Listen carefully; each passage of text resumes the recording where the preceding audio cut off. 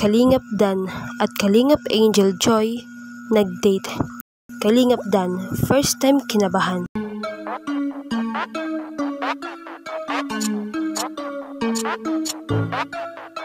Suki Desu. Sinundo nga ni Kalingap Dan si Joy gamit ang kotse nito na first time niyang gagamitin sa trabaho.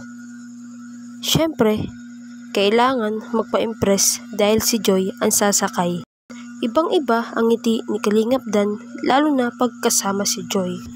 Dahil nga papasok na sa college si Joy, ay nag-shopping muna ang dalawa at sagot lahat ni Kalingap Dan iyon. Binilhan pa nga si Joy ng damit at palda na talaga nga namang bagay na bagay kay Joy dahil maputi ito.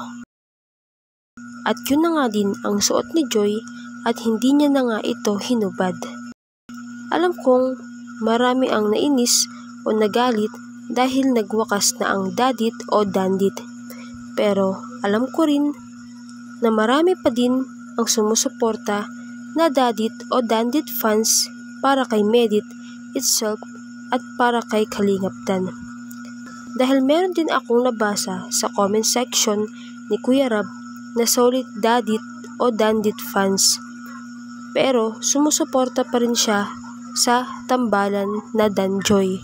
Kaya naman, suporta lang tayo sa kanila guys.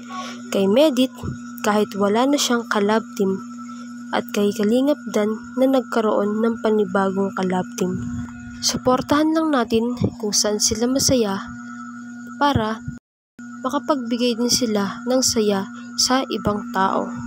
Kaya naman, lahat ng mga ka-EDSI, Jomcar, Cedros, suportahan po natin ang bagong love team na Danjoy.